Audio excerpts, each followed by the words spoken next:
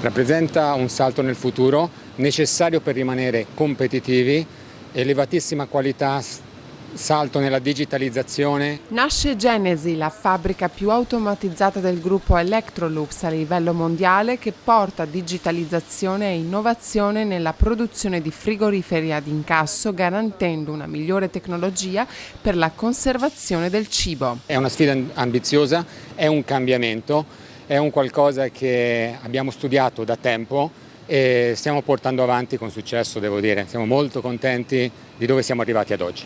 Investito oltre 130 milioni di euro che hanno permesso di introdurre 55 impianti automatizzati con 116 strumenti robotizzati. E se da una parte l'azienda è soddisfatta del risultato raggiunto, che entrerà in regime a partire dal 2024, dall'altra non mancano gli interrogativi sulla probabilità che i robot si possano totalmente sostituire all'uomo. L'indice di automazione della fabbrica è elevatissimo.